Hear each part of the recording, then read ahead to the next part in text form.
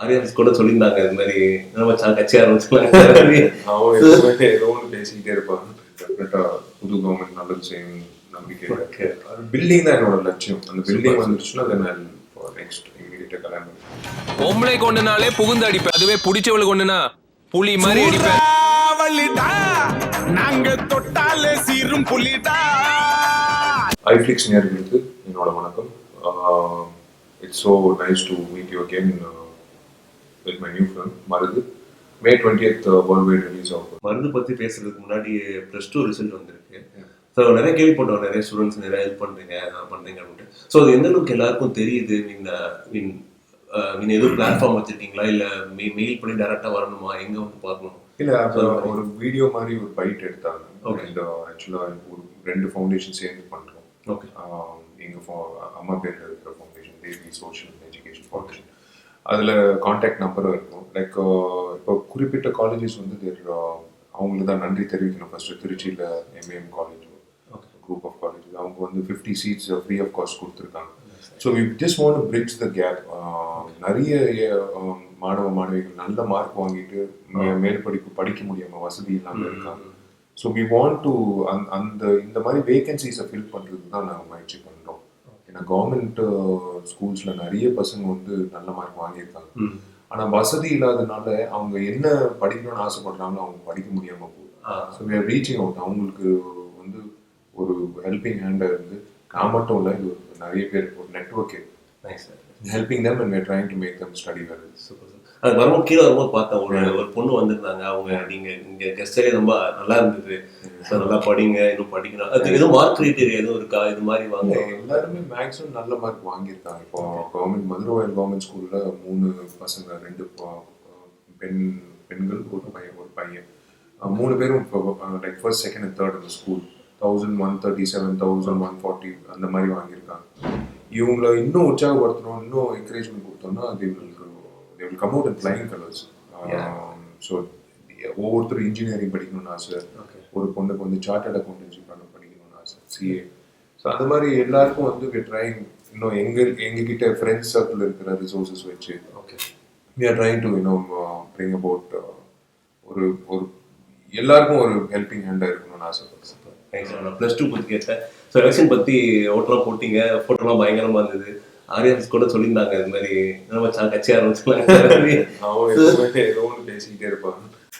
So அந்த மாதிரி எதுவும் ஐடியா ஓட்டு அவன் எப்பவுமே அது ஏதோ சொல்லி விட்டுறதுக்காகவே அவன் ஏதோ ஒன்று பேசிட்டு இருப்பான். இட்ஸ் உண்மையிலே very saddening to see the percentage of polling.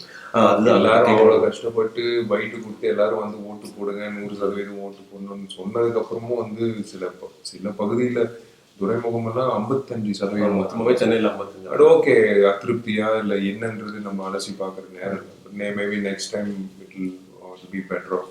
ஏன்னா 78% இருந்தது 2006-11. இன்னைக்கு வந்து 74% இருக்கு. But it's okay. All looking forward to the new government and definitely புது கவர்மெண்ட் நல்லது செய்யணும் நம்பிக்கை.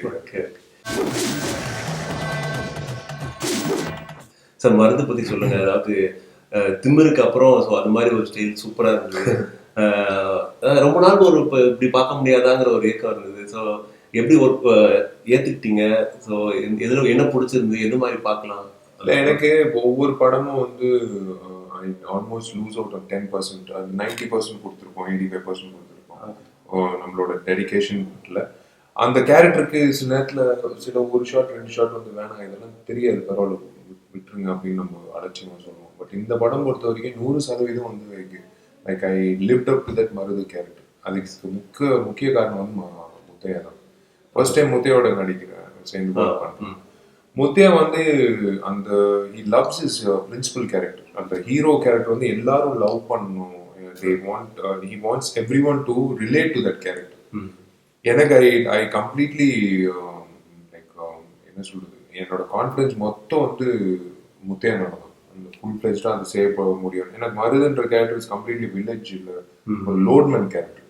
ஸோ பனியன் போட்டுக்கிட்டு அந்த டேட்டூ எதுவுமே என்னோட நிஜ வாழ்க்கைக்கும் அதுக்கும் சம்மந்தமே இல்லாத ஒரு கதாபாத்திரம். So I thought let me use this opportunity to see a different விஷயம்.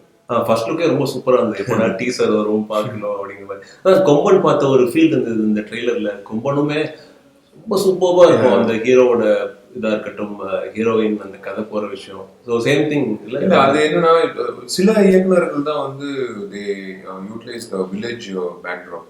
எத்தனை படங்கள் வருது ஒரு வருஷத்துல வந்து 2-3, பட் முத்தையா வரிசையா 2 படங்களும் வில்லேஜ் பேக்ட்ராப், இதுவும் 3வது village backdrop.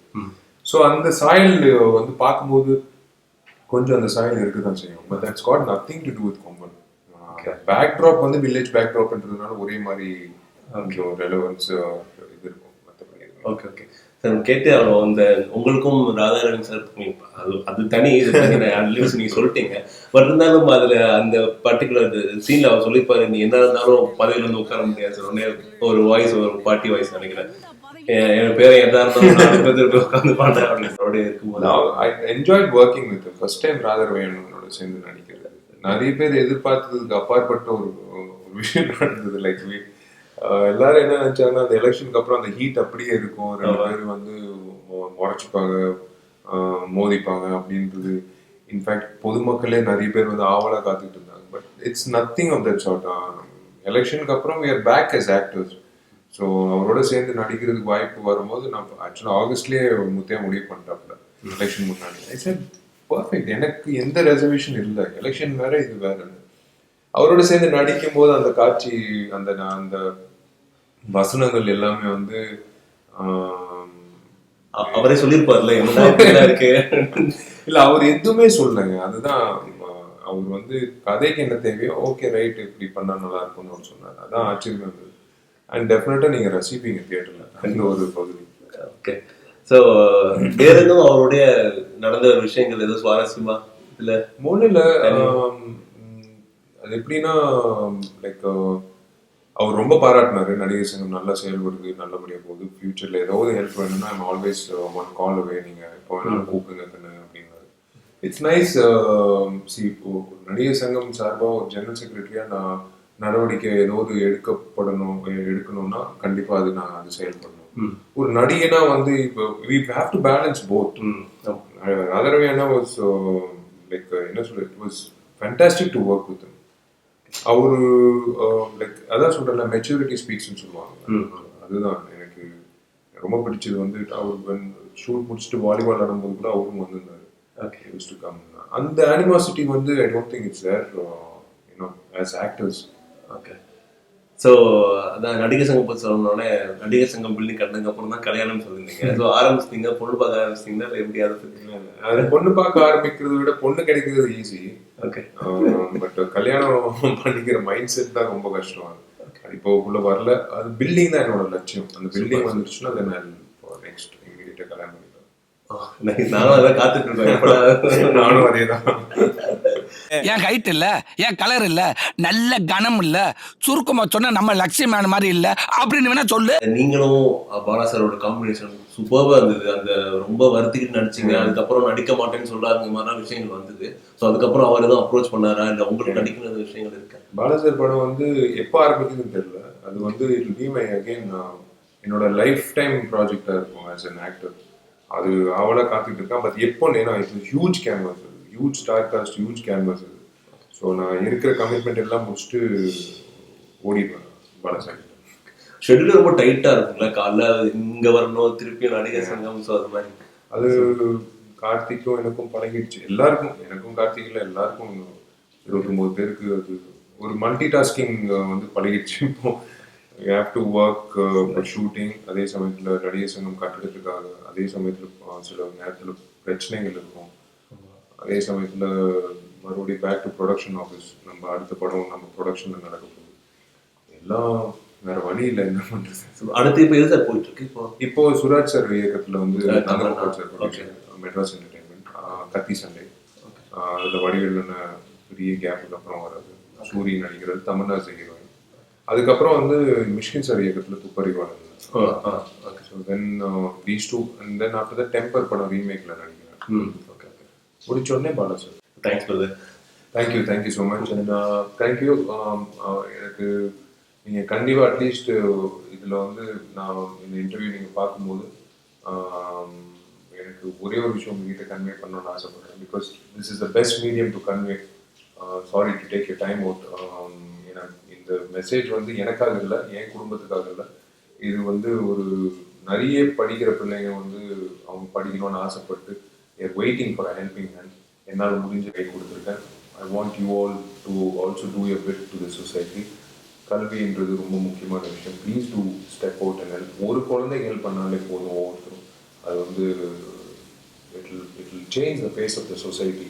So I hope நீங்கள்லாம் உணர்ந்து நீங்கள் பண்ணுவீங்கன்னு நம்புகிறேன். And God bless you all. கண்டிப்பாக மறுபடியும் உங்கள் எல்லாரும் கூடி சீக்கிரம் சந்திக்கிறேன்.